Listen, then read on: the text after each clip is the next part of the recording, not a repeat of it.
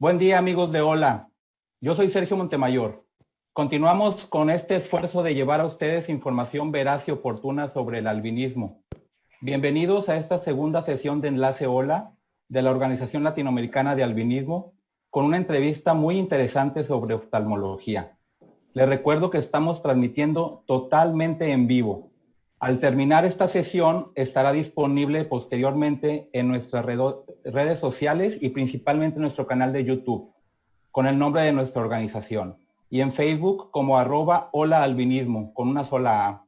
Pueden enviar sus preguntas en vivo por redes sociales y procuraremos durante y al final de la entrevista hacérselas a nuestra invitada. Me acompañan durante la entrevista Claudia Di Stefano. Hola, Claudia. Hola Sergio, ¿cómo estás? Bienvenidos a todos. Bien, bien, gracias. Y Gustavo Jiménez. Hola, Gustavo. Perdón, Bueno. tenía el micrófono muteado. Buenas tardes a todos. ¿Cómo estás, Sergio?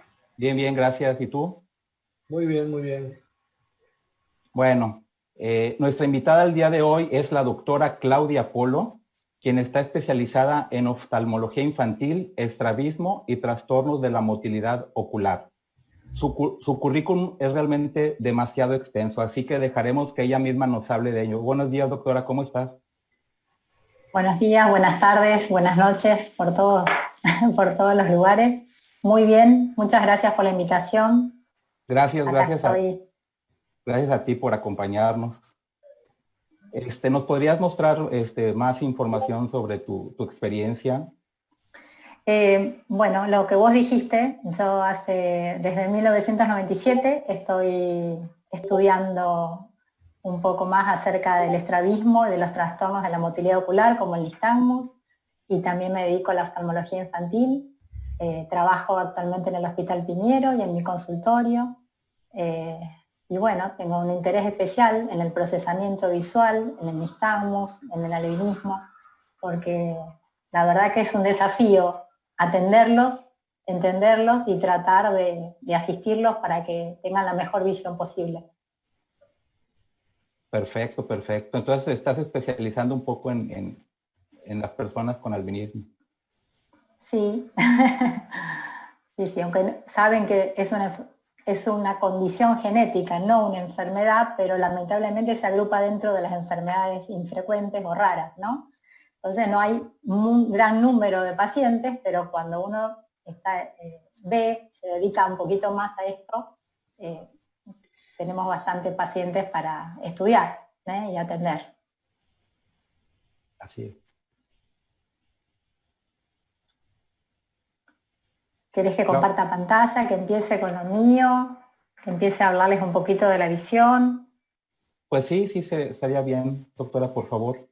Bueno, el día de hoy queríamos profundizar un poquito justamente en la visión dentro de esta condición genética tan heterogénea, tan dispar, de acuerdo a qué genes se ven afectados, que llamamos albinismo, aunque lo que sí tienen en común todos estos trastornos genéticos es una alteración severa de la visión.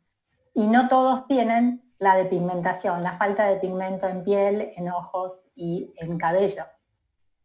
Entonces esta condición que afecta a todo el mundo, a muchas personas de todo el mundo, en algunos lugares más frecuentes que otras, con distintas características. A ver si puedo avanzar. Ahí está. Perdón. Sabemos que entender el procesamiento visual en el albinismo es un desafío y esto se ha profundizado junto con la evolución y el conocimiento que nos aporta la genética. Esto nos posibilitó una comprensión más completa del desarrollo del cerebro de ese bebé que se está desarrollando con estas condiciones genéticas y cómo se van formando las vías visuales durante su crecimiento. Actualmente sabemos que hay 22 genes cuyas mutaciones están asociadas a alguno de los tipos conocidos de albinismo y comprendemos que esta condición es más que una deficiencia de pigmento, una alteración visual profunda. La alteración en la producción de la síntesis de melanina, como vemos acá en este esquema del libro del Dr. Montoliu, provoca una deficiencia no solo de melanina, que es la vía final de esta cadena de producción, sino de un intermediario, una molécula que se llama levodopa, que se va a transformar en neurotransmisores imprescindibles para el desarrollo del cerebro y para el desarrollo de la visión.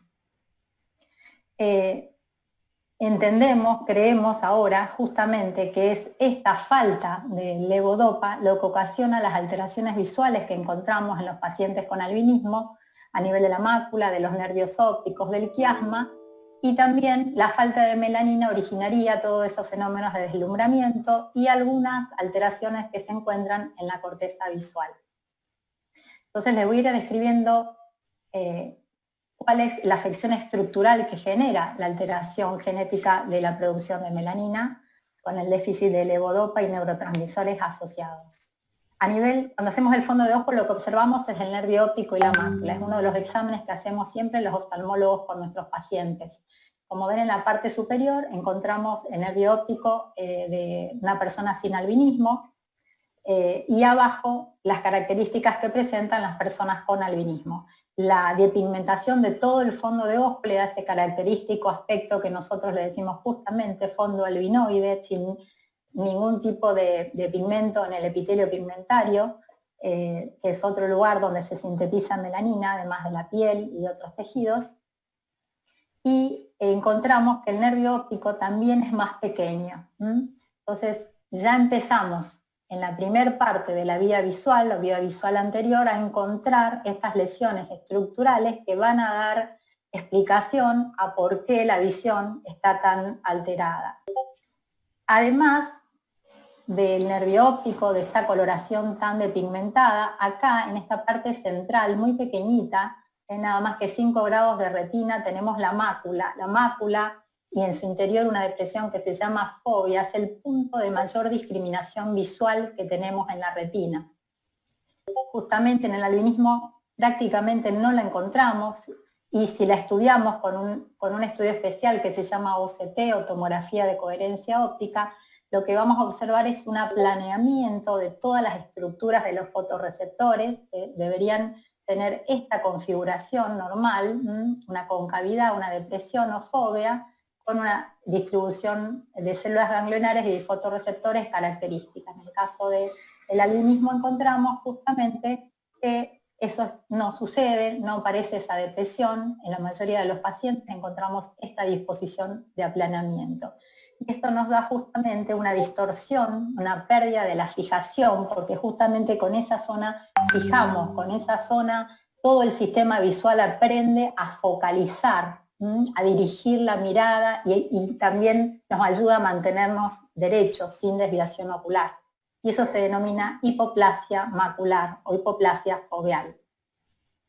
Si vamos siguiendo esa vía visual desde allí, desde el nervio óptico, que es el cable que va a conectar los ojos con el cerebro, empezamos a ver una alteración en ese cableado de fibras de los axones, que son las fibras del nervio óptico.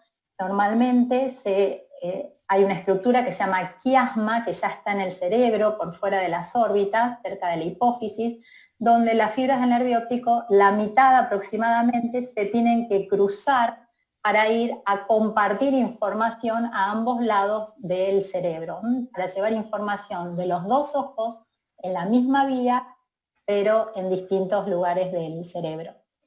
Acá sucede una decusación anormal, hay una exageración del entrecruzamiento de los axones, de las fibras del nervio óptico, y se decusan más las partes nasales y hay pocas fibras directas. Entonces eso nos lleva a tener una vía visual donde no hay superposición de la información de cada ojo en cada hemisferio, de tal manera que se produce la información del ojo derecho va al hemisferio izquierdo y la del ojo izquierdo va al hemisferio derecho, pero no hay superposición justamente en la parte visual posterior, que es en la corteza occipital, donde se integra toda la información que proviene de los dos ojos. Esta sería una tractografía, es un estudio de resonancia magnética funcional, donde se están haciendo las últimas investigaciones en estructura de vía visual en pacientes con distintos tipos de albinismo, Este sería un paciente normal, donde se ve el entrecruzamiento, cómo se forma la vía y cómo llega toda la mezcla de la información de ambos ojos a cada lugar del lóbulo occipital donde está la corteza visual. En cambio, en un paciente albino ya vemos que hay menos cantidad de fibras, hay mucho entrecruzamiento, pero menor cantidad de fibras, y fíjense cómo falta conectividad y qué delgaditas que son estas vías. Acá se ve bien la diferencia en lo que sería una vía óptica sin albinismo y una vía óptica de un paciente con esta alteración genética. Lo mismo en estas otras resonancias, donde abajo tenemos las vías visuales no alteradas y arriba las vías visuales alteradas, donde se ve también que las vías son más dispersas, más delgadas, más cortas. La información no llega a toda, no se distribuye a lo largo de la cisura calcarina, que es la que divide los dos lóbulos occipitales en la parte posterior del cerebro, como sería acá, como se ve en esta y en esta resonancia normal, cómo se queda corta, ¿no? Se queda hasta ahí. Esto justamente lo que origina va a ser la falta de la visión en profundidad, además de bajar también la discriminación visual en los pacientes. Entonces decimos que la visión en el albinismo es un déficit severo de muchas causas. Hay una alteración estructural que empieza a ocurrir durante la formación del cerebro dentro de la panza de la mamá por esa herencia, por haber heredado ese gen mutado, por la herencia, esa saben es recesiva, y hay distintos genes y distintas manifestaciones, pero todos comparten el déficit visual. Y las características estructurales que les mencioné, la hipoplasia foveal, una digenesia de ese nervio óptico más pequeño, un entrecruzamiento erróneo a nivel del quiasma, cambios en la corteza visual que se están estudiando, hay distintas investigaciones que sostienen distintos conceptos, y lo que vemos en la clínica, el movimiento de los ojos involuntario, el nistagmus, que es una adaptación neurológica que hace el cerebro cuando no podemos fijar, y tratamos de enfocar. El estrabismo asociado también al nistagmus y asociado a la pérdida de la visión en profundidad. Y después las características relacionadas con la pérdida de pigmentación, un iris translúcido, una retina sin epitelio pigmentario que le van a dar una intensa fotofobia y deslumbramiento.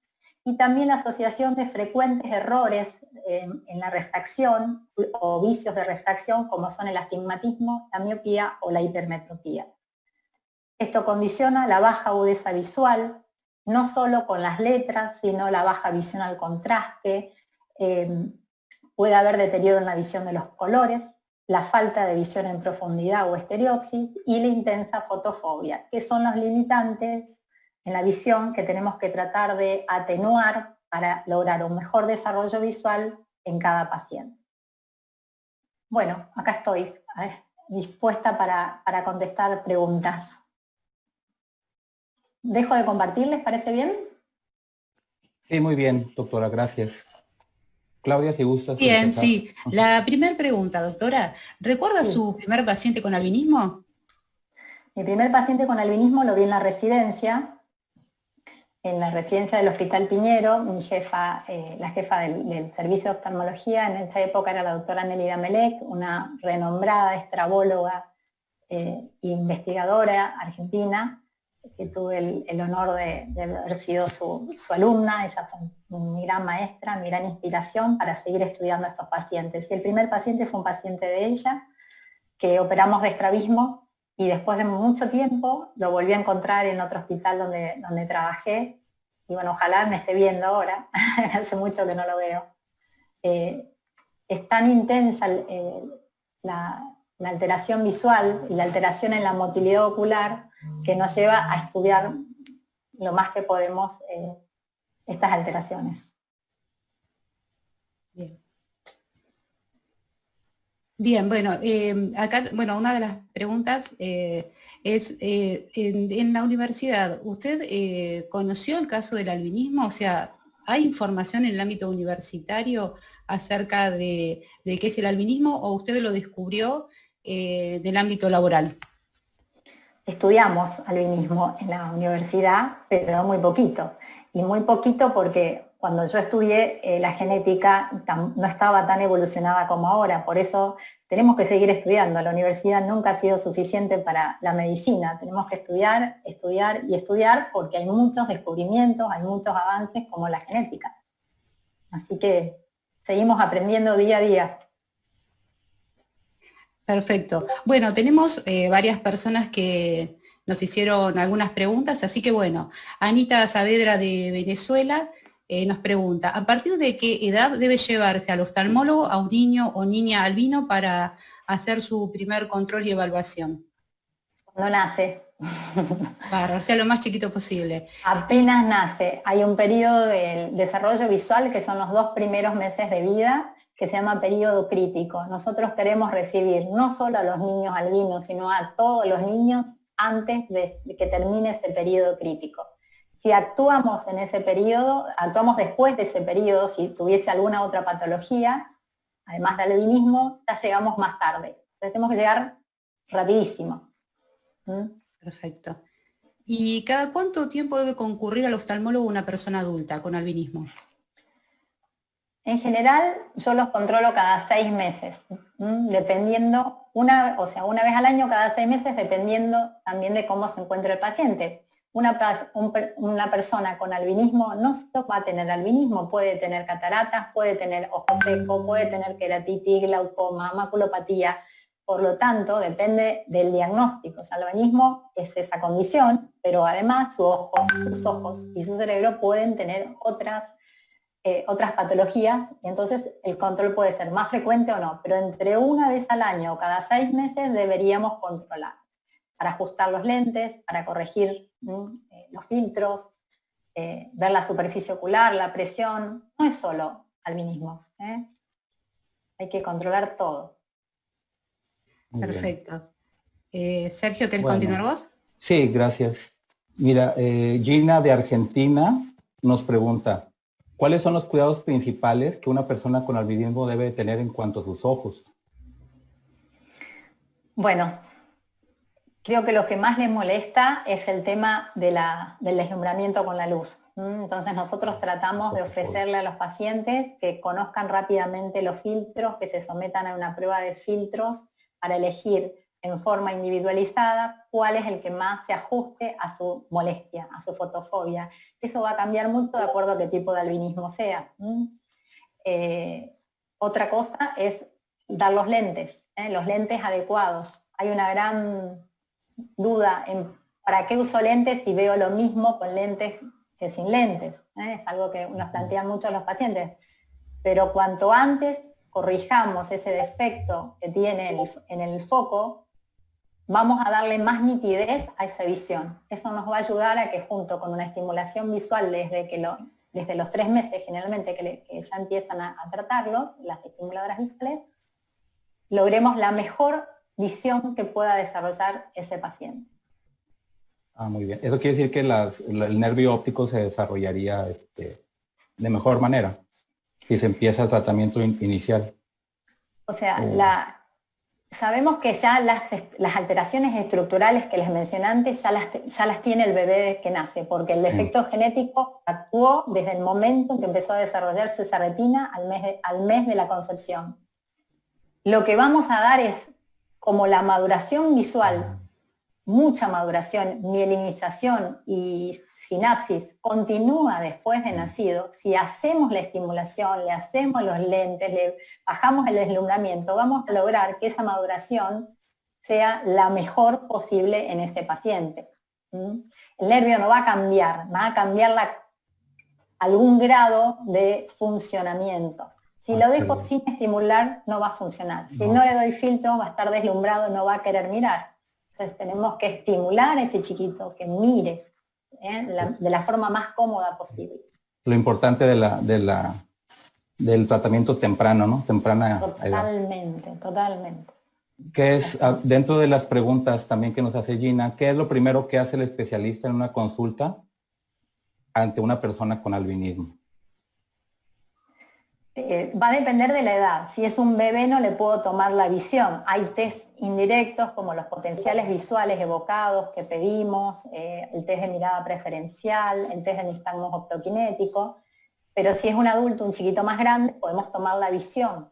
Sabemos que la visión está baja, alrededor del 10 al 20%. Puede estar más baja cuanto más chico es, y cuando sea más grande mejorar un poquito.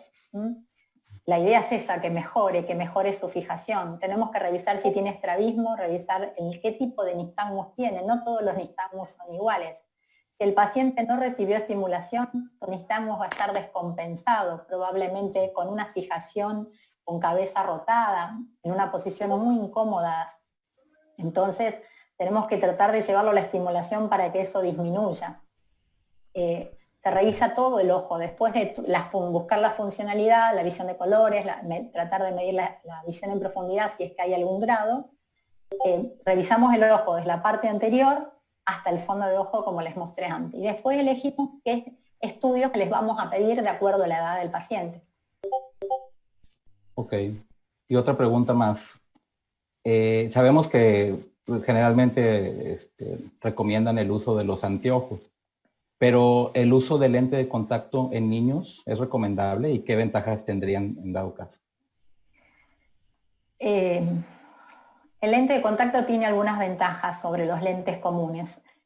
Si son bebés, es bastante fácil colocárselos, aunque parece difícil. La mamá puede entrenarse y el papá también a colocarle los lentes. El lente de contacto, la ventaja principal es que si el iris es muy claro, podemos ponerle color al lente de contacto, se llama iris print, y de esa manera ya vamos a tratar el deslumbramiento, la fotofobia. Si tiene un astigmatismo, miopía o hipermetropía, algún defecto de graduación, ya lo podemos corregir también en este lente. Y además, de acuerdo a las investigaciones, los lentes de contacto actúan en la superficie ocular sobre unos receptores que estabilizan el nistagmus. No totalmente, pero pueden disminuir, atenuarlo, para favorecer la estimulación visual de ese paciente. Así que sí, es interesante. El tema es que después del año se empieza a complicar el manejo del lente de contacto en los chicos pequeños. Entonces a veces pasamos a lentes comunes y ya cuando son más grandes de nuevo volvemos al lente de contacto. Ah, muy bien. Muchas gracias, doctora. Claudia, ¿quieres continuar? Sí, otra preguntita también de Gina de Argentina. ¿Está de acuerdo con el concepto de que los albinos somos personas con ceguera legal? Sí, lamentablemente sí, porque de acuerdo a los cánones internacionales de ceguera, en realidad baja visión o discapacidad visual severa es una visión del 10% o menor o una reducción del campo visual. Entonces, sí, lamentablemente estoy de acuerdo que el nombre es muy feo, pero es así. Bien.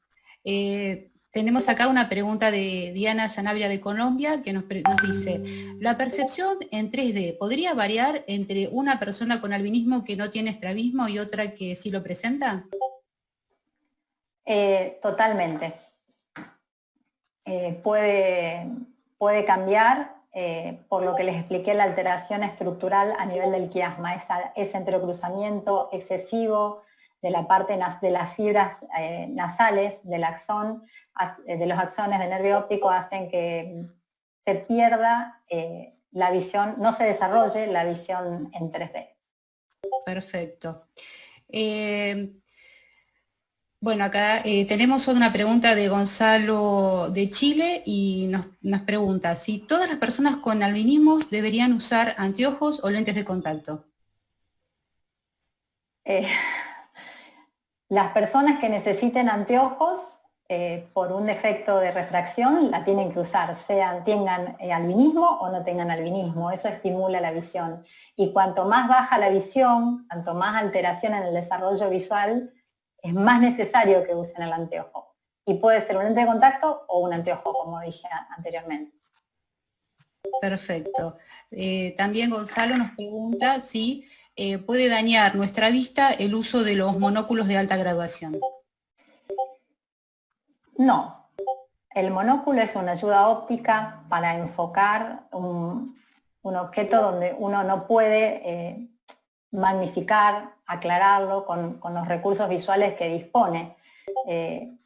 Eso no dañaría la visión. A veces es incómodo, a veces cuesta adaptarse, pero la gente que lo usa está más cómoda que sin usarlo. Es un objeto de magnificación puntual de un objeto, de un punto de visión. Perfecto. Y con respecto a los lentes de sol, ¿es recomendable usarlos? Y también nos pregunta si sirve realmente usar el antirreflex.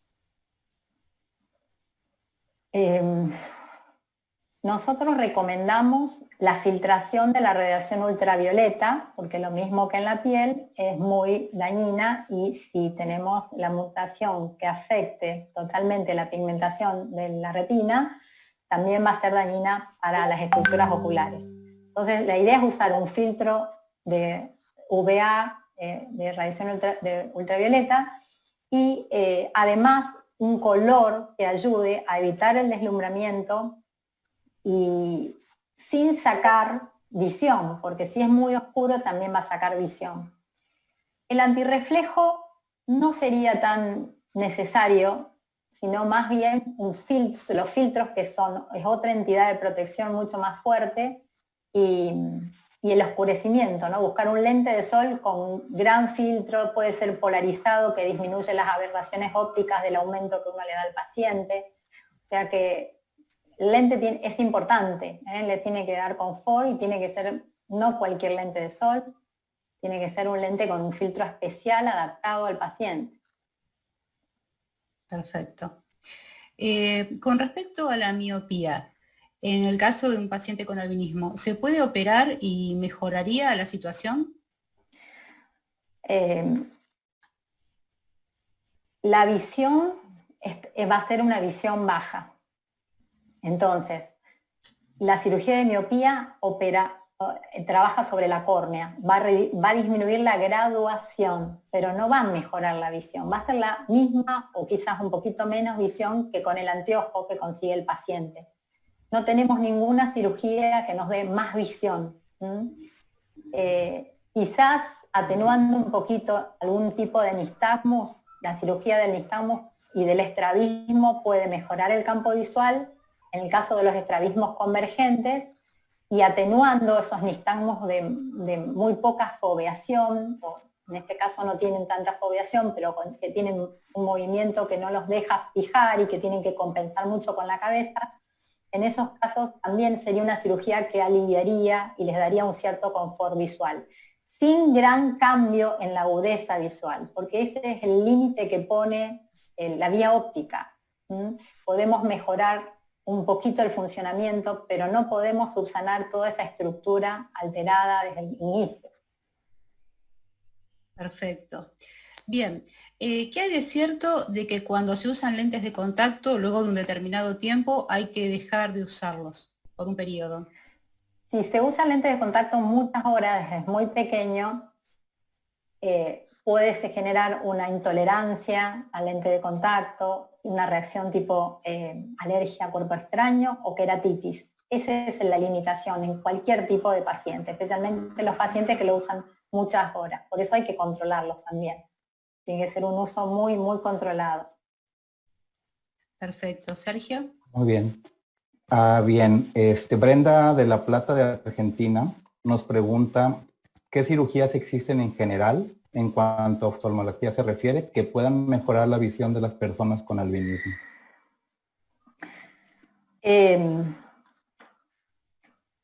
Creo que las cirugías que puedan dar un mayor confort visual atenuando el nistagmus y mejorando la alineación ocular, o sea, operando determinados estrabismos, puede darle al paciente una mejor calidad de visión. Principalmente esas dos. No tanto las cirugías de la miopía. Si el paciente desarrollara una catarata, un paciente adulto que desarrolle catarata, sacando la catarata se restablece la visión que tenía antes de la catarata si es que no tiene una lesión, además, extra en la retina. Esas serían cirugías elegidas de acuerdo a cada paciente. Depende de cada paciente. Por ejemplo, eso ya contesta la pregunta de Said de Ecuador, que se refiere a usar lentes intraoculares. Tal cual. O sea, el lente intraocular se coloca generalmente cuando sacamos la catarata, pero la visión va a ser la que tenía. generalmente una baja visión, no va a desarrollar una visión normal por sacar eso, por sacar la catarata. Entonces, la operación, por ejemplo, de estrabismo, que es una pregunta que nos hacen Rosmar de Venezuela, ¿una operación de estrabismo sí mejoraría la visión? Cuando un paciente tiene estrabismo convergente, o sea, cuando los ojos se van para adentro, se denomina esotropia, eso disminuye el campo visual. Porque un ojo fija para adentro, el otro está tratando de estar derecho con el nistagmus y pierde la visión periférica del campo visual. Entonces la idea sí es ahí tratar de lograr el mejor alineamiento, que también atenúa el nistagmus, atenúa un poco el nistagmus, y de esa manera la calidad visual estaría mejorada. Muy bien, doctora. Voy a aprovechar, ahorita nos están haciendo preguntas en línea, que nos está pasando Perfecto. por aquí Patricio. Ahí va una pregunta de John Ross. Ahora con esto de la pandemia se ha incrementado mucho el uso de las computadoras y laptops. ¿Cuántas horas de uso es recomendable o qué cuidado se debe de tener frente a la computadora?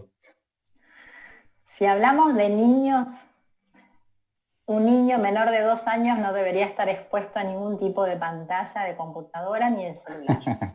Yo hablo de la teoría, después me cuenta la práctica en la pandemia.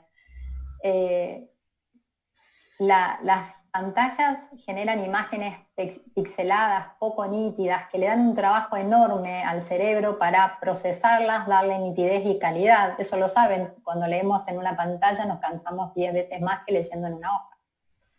Entonces, si a un sistema inmaduro como el de un niño lo exponemos a ese estímulo, no va a ser una estimulación, va a ser una extenuación. Entonces la idea es no someterlo a una presión excesiva visual. Además, el nistagmus, la baja maduración de la infancia y una pantalla que exige, que deslumbra, es una combinación fatal.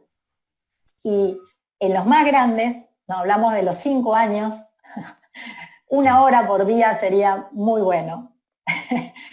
Pero bueno, sabemos que la realidad es muy difícil en la realidad es muy difícil lograr la restricción de pantallas, pero intentamos que menores de 2 años no se sometan a las pantallas, en especial a las de cerca, que son las que más cansan, y a las de lejos, como la televisión, si la visión es baja, se van a acercar igual, entonces igual van a estar muy cerquita de la pantalla. Así que la pantalla es una gran ayuda visual en la edad escolar. Para mí ahí viene la utilidad de la pantalla, ¿no? Se puede magnificar la letra, se puede tomar el brillo, pero antes la idea es hacer estimulación visual, que generalmente no se usan pantallas, sino otros objetos. Muchas gracias, doctora. Claudia, ¿gustas seguir? Continuamos, sí, continuamos con las preguntas. Por ejemplo, esta es de Diana Sanabria de Colombia, que nos dice, ¿por qué hay casos de personas con albinismo que de niños sus ojos estaban rectos, pero con el paso de la edad fue apareciendo el estrabismo? ¿Y qué factores empeoran el estrabismo?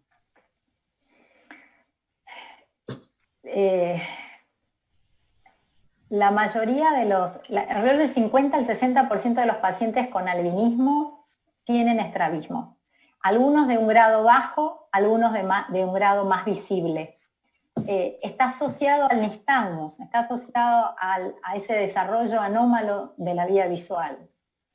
Y no son todos los mismos estrabismos, ni son todos el mismo tipo de nistagmus. Entonces, la alteración del sistema oculomotor para intentar compensar esa vía visual anómala es tratar de focalizar, pero le falta conexiones, le falta conectividad y ahí empiezan a aparecer.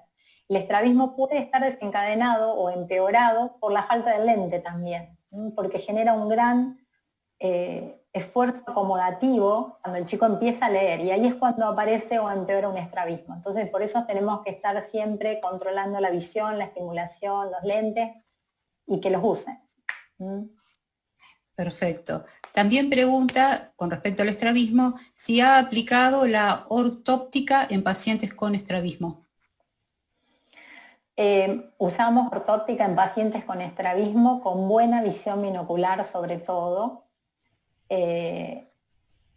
podemos usar ortóptica en algunos pacientes con albinismo cuando tienen algún componente acomodativo para relajar la acomodación, pero la ortóptica no trata el nistagmus, no trata la baja visión. Usamos mucho más la estimulación visual.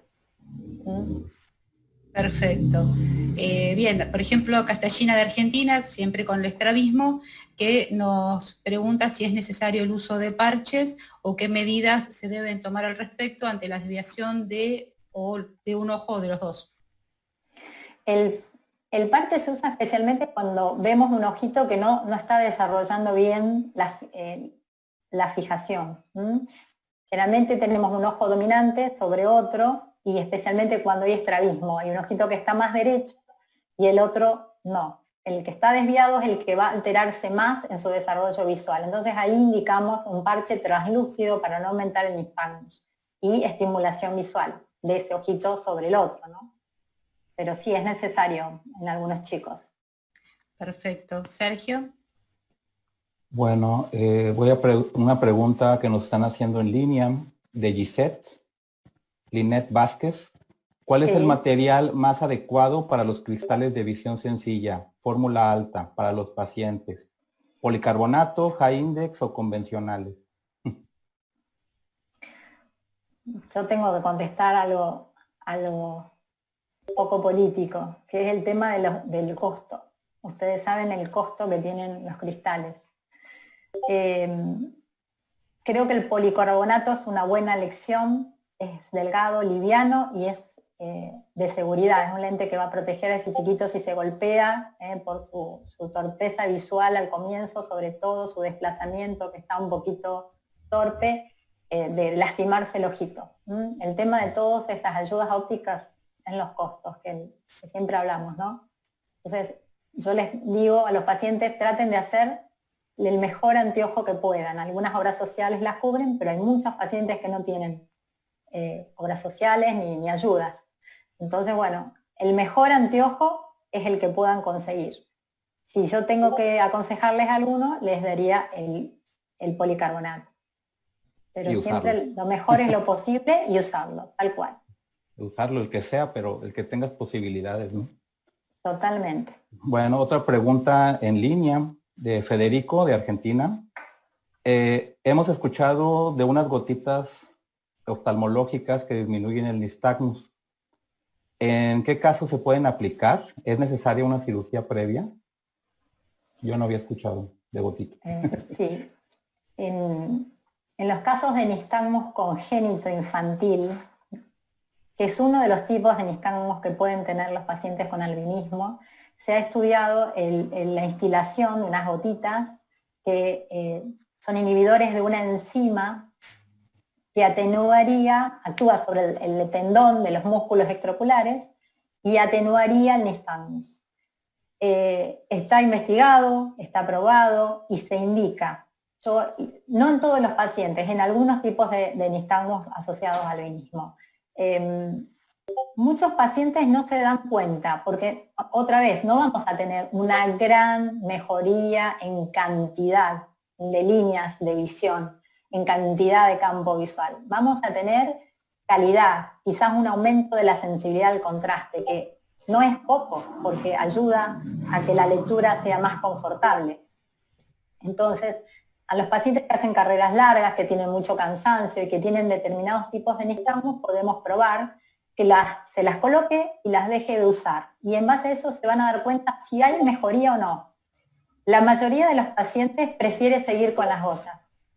Entonces, nosotros medimos las ondas y a veces las ondas tienen muy poquita variación, las ondas del nistagmus.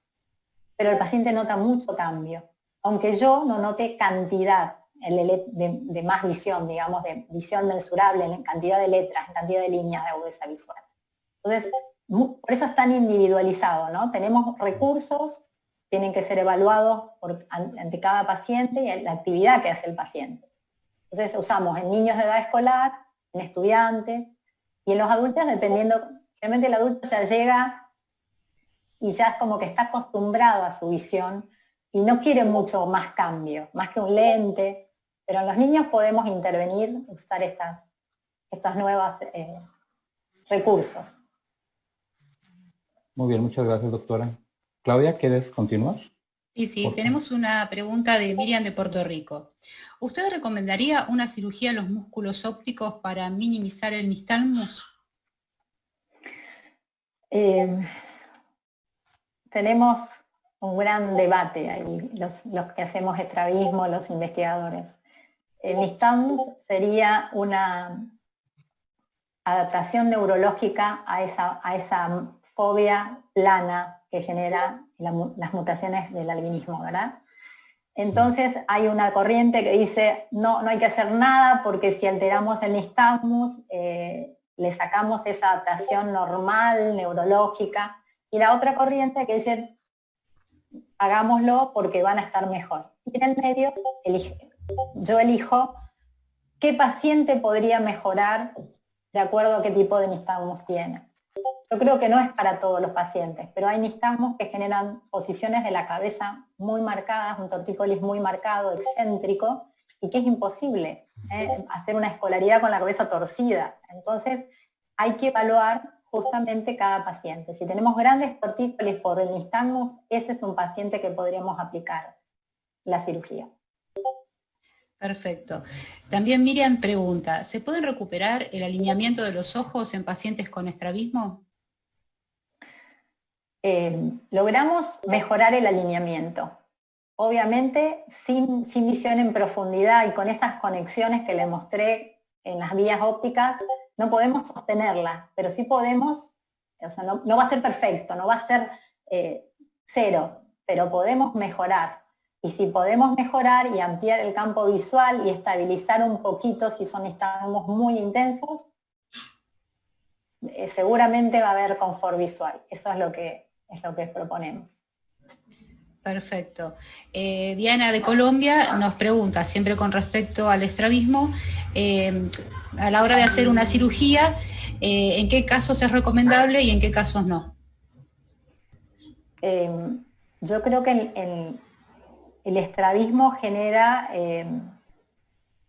una alteración en la fijación del ojo que está desviado. Entonces, si queremos preservar un alineamiento con un campo visual más estable y no tanto, y no demorar eso, porque el ojo que está desviado pierde estimulación, la cirugía es muy útil en esos casos.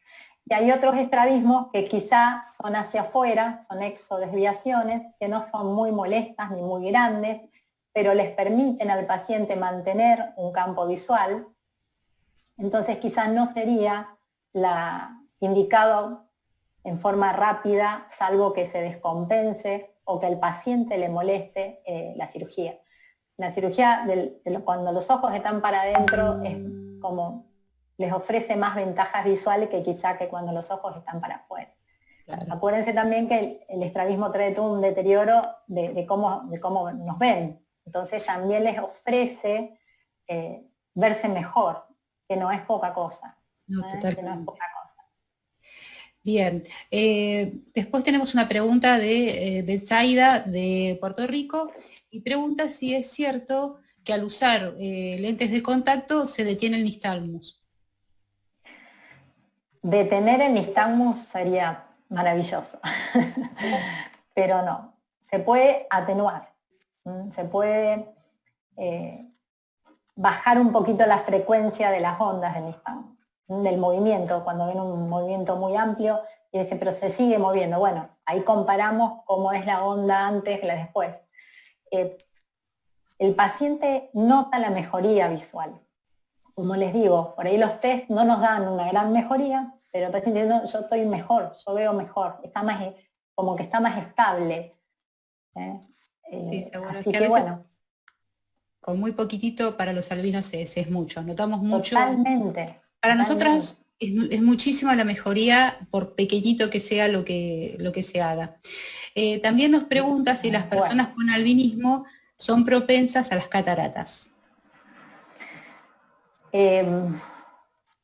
Cuando el iris es muy translúcido, como son en algunos tipos de albinismo, la falta de pigmento hace que todo ese pigmento llegue directamente al cristalino sin ningún filtro, como sería el iris, y bueno, se absorbe más radiación ultravioleta, y esa es una de las razones en que se produce catarata y maculopatía.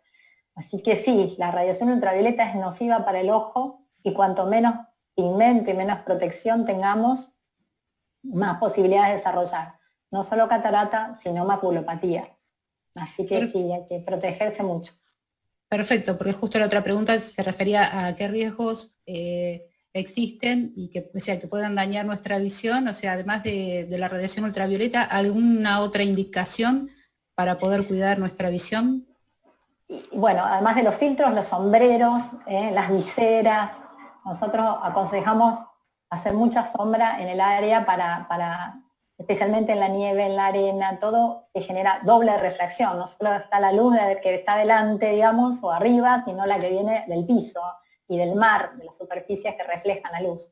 Entonces, aumentar justamente la protección cuando nos exponemos a esas superficies. Perfecto. Sergio. Muy bien. Bien, Oscar y Laura de Colombia nos preguntan, ¿la baja visión está estrictamente ligada al albinismo? Hasta el momento, de todas las variantes genéticas que han sido estudiadas, todas presentan baja visión, pero no todas presentan falta de pigmentación. O sea que es más seguro que una persona que tenga las mutaciones que conocemos del albinismo tenga baja visión, pero va a haber algunas personas que tengan pigmento. Entonces, ¿qué es más frecuente? La baja visión. La depigmentación no está siempre presente. Hay un tipo de albinismo que es el ocular, que no se nota por afuera, y de hecho creo que está muy subdiagnosticado. Se dan los varones, y bueno, ahí tenemos que detectarlo los oftalmólogos, y bueno, si contáramos con todos los estudios genéticos sería maravilloso. Así que la baja visión es la norma. Sí. ¿El color de los ojos influirá en la calidad de la visión? Supongo que se refiere al pigmento. Al pigmento. El pigmento que da el color a los ojos, que es la melanina, justamente, si el iris es totalmente transparente, translúcido, va a haber mucho deslumbramiento. Entonces va a producir fotofobia, y eso atenúa también la visión, ¿no? Molesta, da disconfort visual la fotofobia. No, lo que más da baja visión es la mácula, tener una mácula plana, más que el iris sea muy oscuro o no. Ahí está más el tema de la fotofobia, en el color del ojo. Pero el color del ojo también indicaría a lo mejor un poquito más de pigmento, ¿no? Mientras más color tenga, y probablemente la mácula también. Exacto, un poquito más de pigmento en la mácula, filtraría un poquito más para que no se dañe. El tema es qué grosor tiene esa mácula, si tiene cavidad, cómo están sus fotorreceptores. Bueno, muchas gracias. Oscar y Laura también nos preguntan, ¿cuáles son las intervenciones quirúrgicas que mayormente ha practicado en personas con albinismo? La cirugía de estrabismo.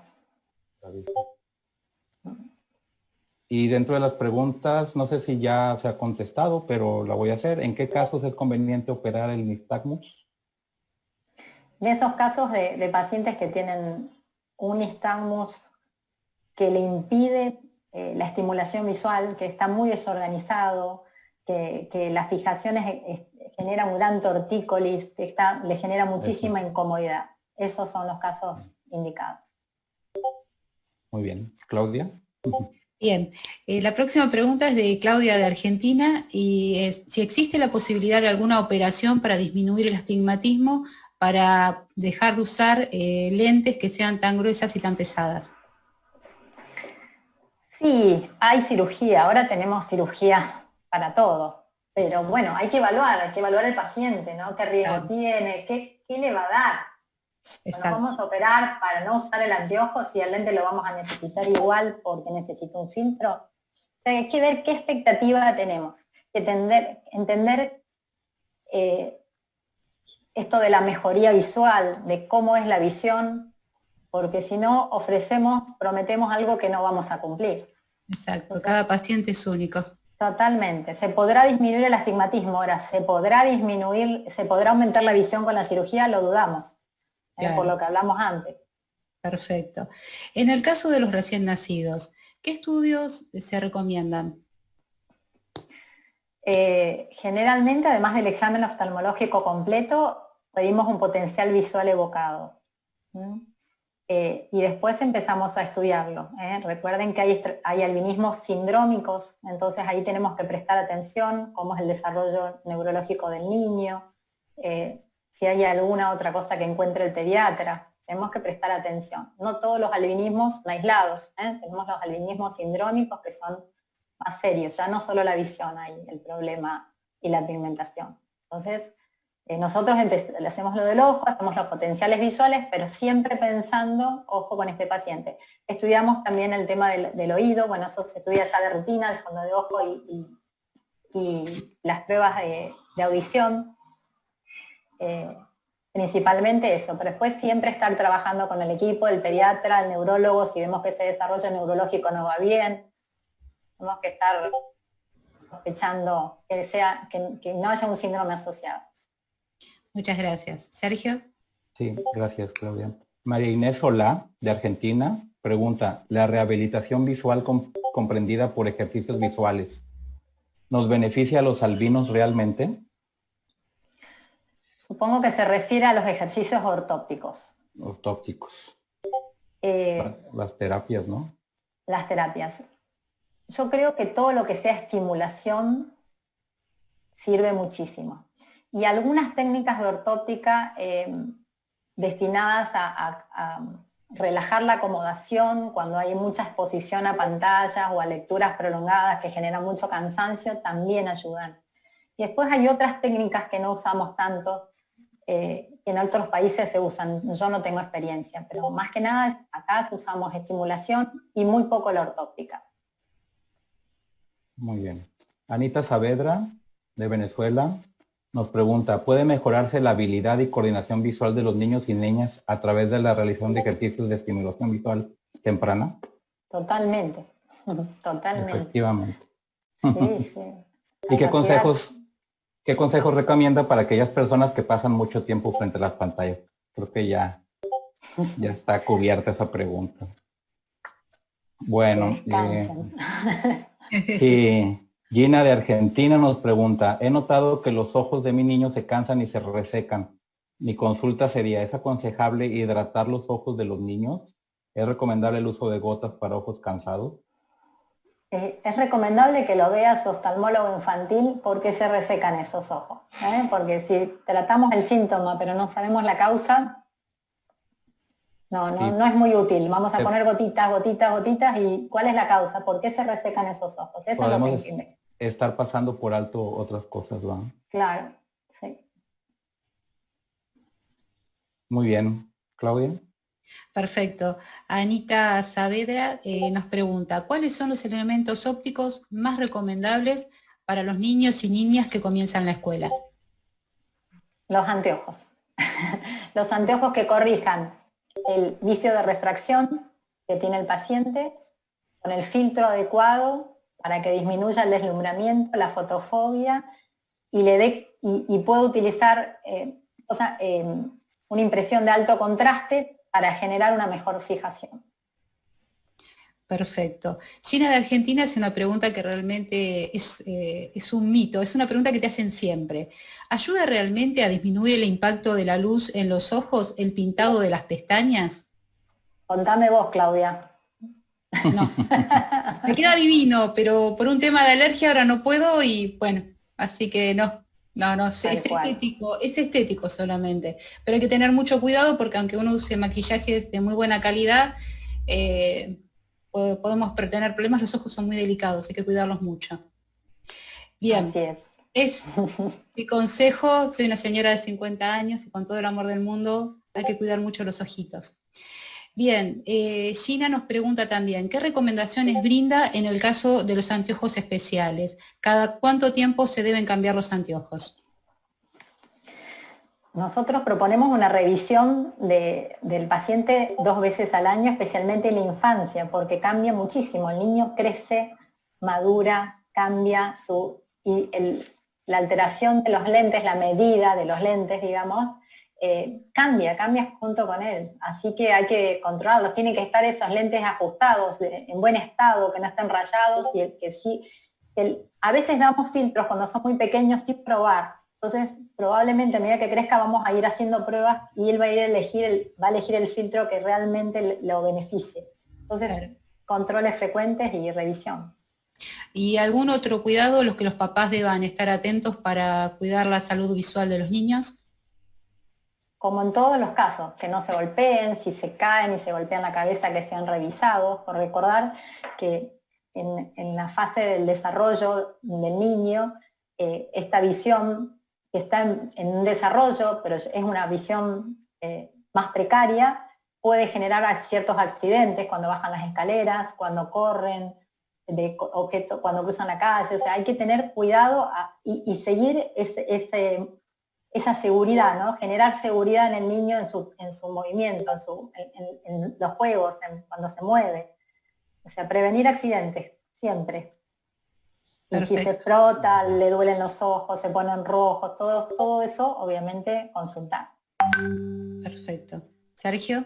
Sí, bueno, Patricia de Chaco, Argentina, nos pregunta, ¿un trasplante de córneas mejoraría la visión de una persona con albinismo? Si tuviese una enfermedad en la córnea que estuviese impidiendo la entrada de la luz a ese ojo, seguramente.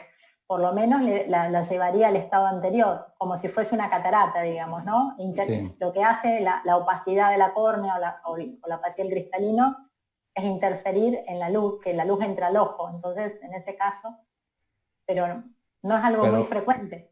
Pero propiamente por el albinismo, pues no, ¿verdad? No, porque no. En general no tienen problemas severos No de córnea, afecta salvo sequedad y alergia, sí. ¿Es cierto o es un mito que las personas con albinismo ven mejor de noche?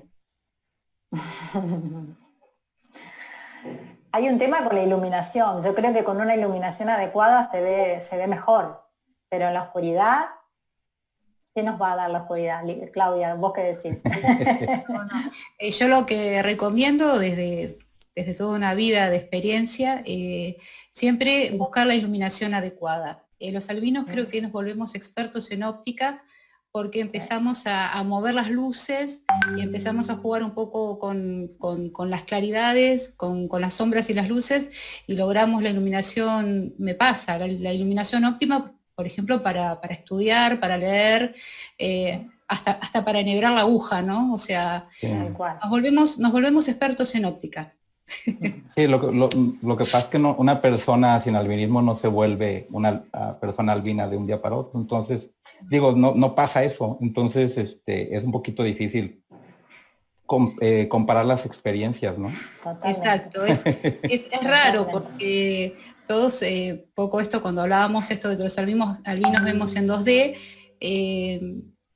me dicen, pero ¿y cómo haces determinadas cosas? Le digo, lo que pasa es que yo el 3D lo fabrico mirando de costado. O sea, los albinos tenemos la costumbre de mirar las cosas desde varios lados hasta que le encontramos la vuelta. O sea, realmente nos terminamos transformando en personas muy, muy ingeniosas porque, bueno, o lo hacemos o no lo hacemos. Y si lo O hacemos, se quedan sin la experiencia. vamos a buscar la vuelta y las cosas hay que hacerlas. La vuelta uno siempre se la va a encontrar.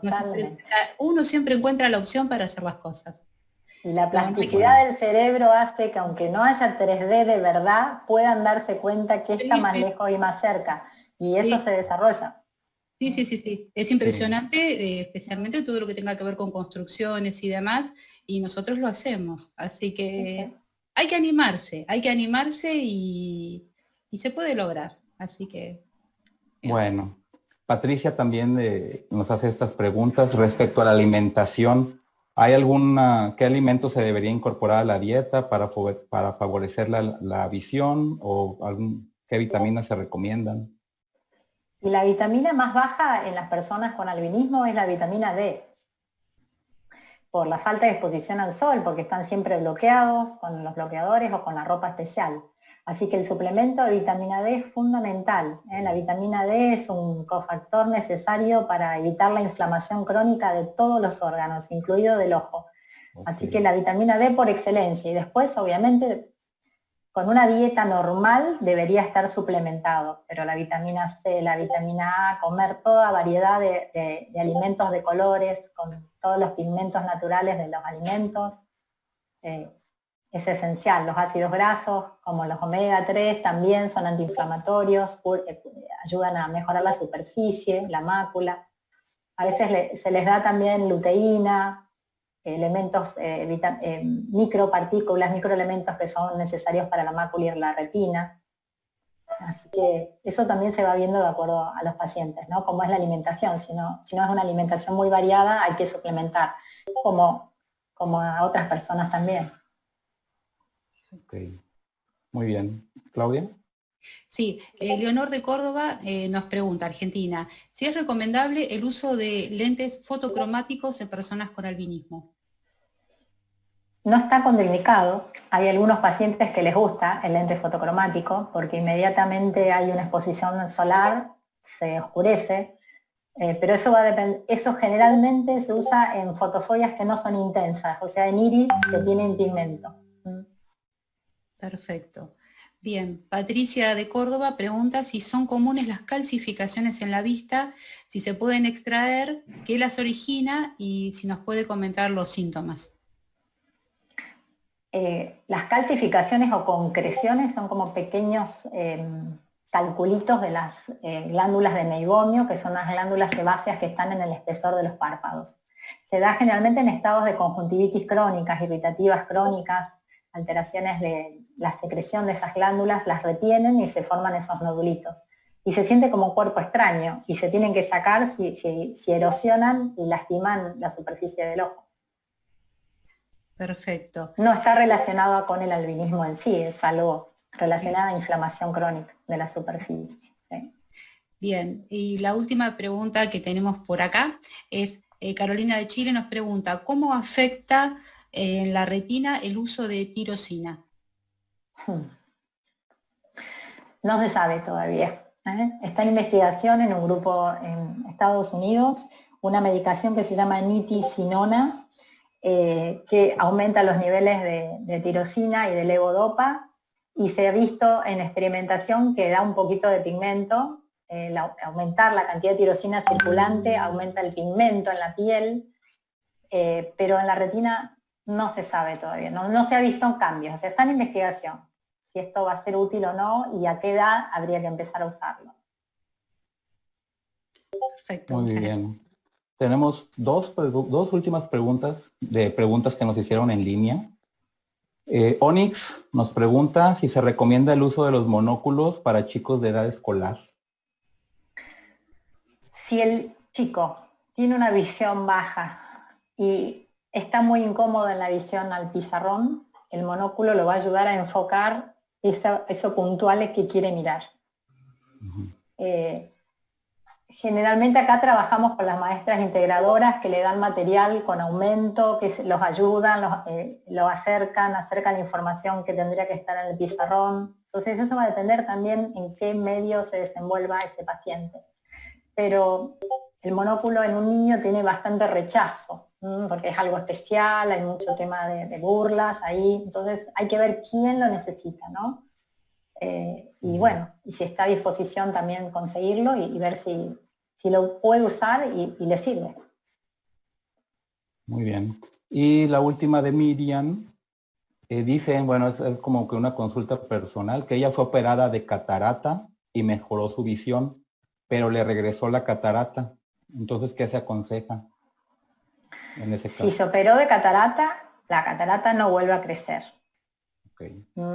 Salvo que sea una catarata infantil que se produce en la opasificación de la cápsula. Quizás sea eso a lo que se refiere, a la cápsula, no a la catarata en sí. Okay. Así que consulte con el médico que la operó para que le diga bien, pero si se operó de catarata, la catarata no vuelve. Lo que suele pasar es que detrás del lente intraocular se opacifica la cápsula, en la bolsita donde estaba la catarata, y eso lo que se hace es láser para limpiar. Para limpiar. Y abrir, sí. Muy bien. Pues yo creo que ya son todas las preguntas. Quisiera agradecer a Claudia Di Stefano por acompañarnos aquí en la entrevista. Y muchísimas gracias a Claudia, a la doctora Claudia Polo, por su tiempo y por contestar a todas las preguntas. Gracias a ustedes por invitarme. Muchas gracias por permitirme colaborar. Obviamente. Bueno, pues sería todo. Con esto cerramos la transmisión. Muchas gracias. Seguimos en contacto.